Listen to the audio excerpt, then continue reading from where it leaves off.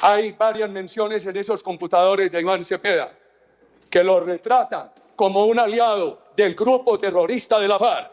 Una investigación periodística de Gonzalo Guillén y Marisol Orozco, director y periodista de La Nueva Prensa respectivamente, confrontó esa versión oficial al documentar que los dispositivos fueron encendidos y manipulados sistemáticamente entre el 1 y el 3 de marzo de 2008. Durante esas primeras 52 horas, los dispositivos fueron encendidos y manipulados por personal militar y policial sin facultades de policía judicial, lo que permitió la manipulación de 48.055 archivos antes de ser entregados formalmente a los peritos.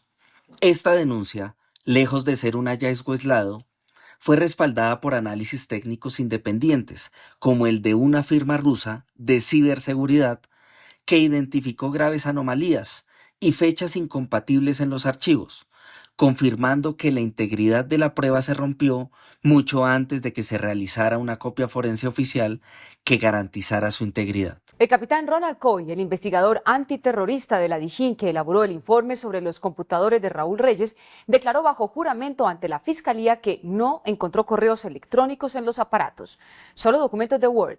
Patricia Uribe.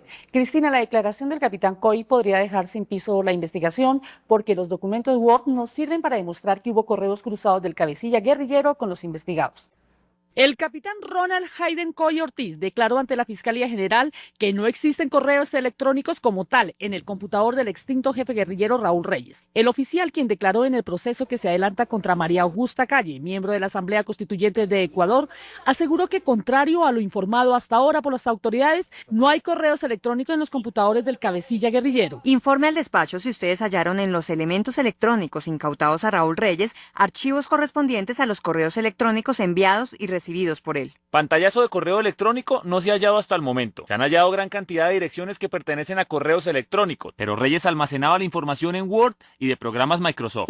Los abogados que representan a los mencionados en el computador de Raúl Reyes pedirán que se declare nula la prueba de los correos electrónicos, porque según la declaración del capitán no hay forma de probar que hayan sido enviados o recibidos, solamente que hay archivos Word en el disco duro, lo cual no sirve para demostrar intercambio de comunicaciones. En una caja de documentos incautados en el DAS se descubrió un nuevo montaje que desde allí se urdió para hacerle creer al país que las FARC era la organizadora de una marcha para respaldar a las víctimas de los paramilitares. Julia Martínez.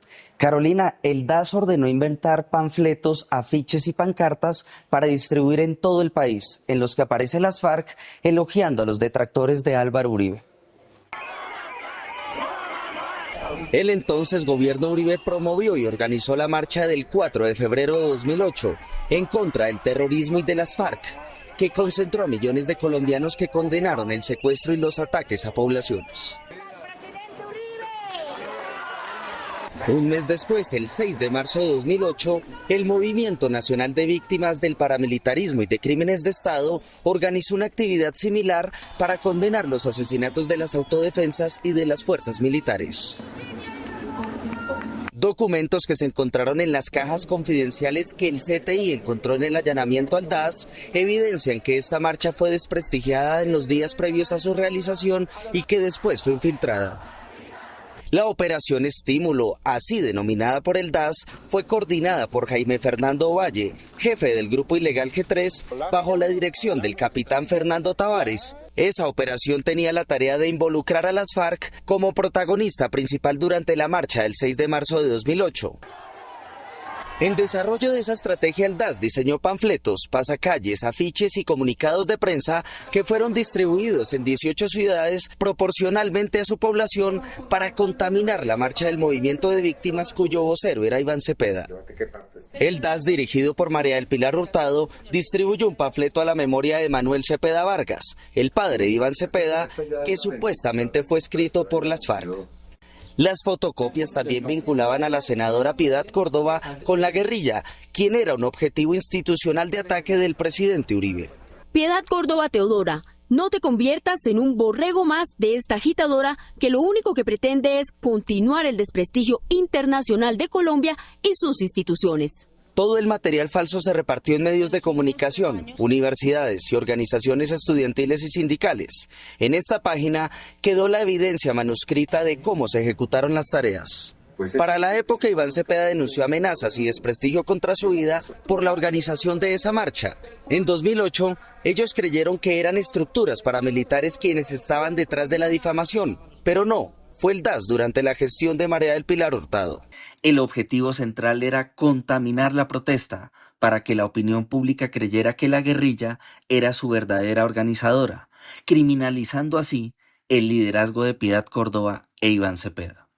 Y lo mismo que han hecho conmigo en el país. Yo no creo que en Colombia exista una mujer, obvio, después de las heroínas como Policarpa, o como Antonia Santos, o como la misma Manuelita Sáenz, a la que hayan perseguido y difamado de una manera tan brutal, que es de la única manera que yo puedo explicar el 65% de favorabilidad cuando yo no me he robado un peso en el país, jamás he estado metida en escándalo de corrupción, fui una de las 5 senadoras más importantes del país en medio de esa dificultad para nosotras hacer política en el país. Esta ofensiva de desprestigio no se detuvo en la propaganda, escaló a niveles violentos, como el asesinato de colaboradores cercanos, como ocurrió con el asesor de Piedad Córdoba, Jaime Gómez, en 2006, y varios miembros del equipo de Iván Cepeda en los días previos a la movilización del 6 de marzo de 2008.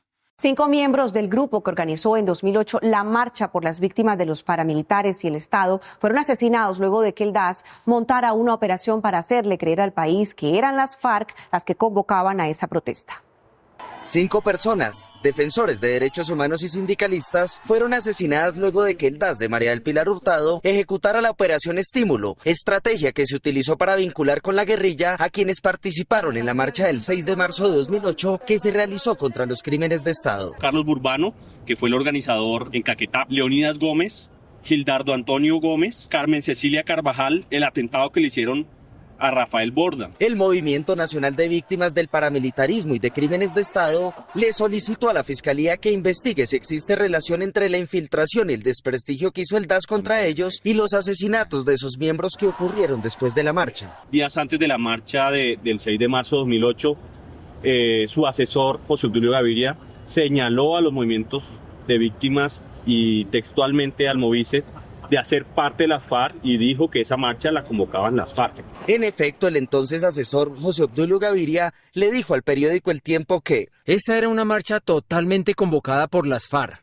El operativo que realizó el DAS en la época coincide con las declaraciones de José Obdulio Gaviria. Los documentos de inteligencia incautados por la Fiscalía revelaron que se organizó un montaje para hacerle creer al país que las FARC organizaba la marcha de respaldo a las víctimas del paramilitarismo. El Estado colombiano aún no le ha dicho la verdad a los colombianos.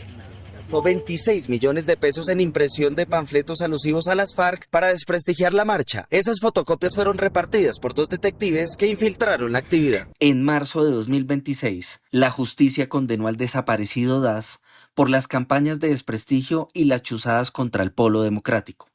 La sentencia obliga a la exdirectora de la institución, María del Pilar Hurtado, a indemnizar al partido por el daño causado mediante la difusión de noticias falsas y operaciones ilegales en vísperas electorales.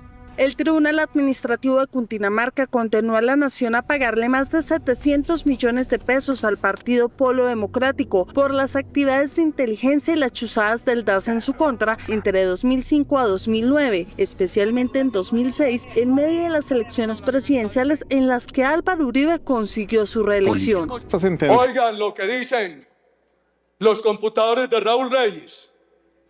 Por pedido del compañero Iván Cepeda, estoy coordinando la unidad de las marchas que se harán en todos los países el próximo 6 de marzo.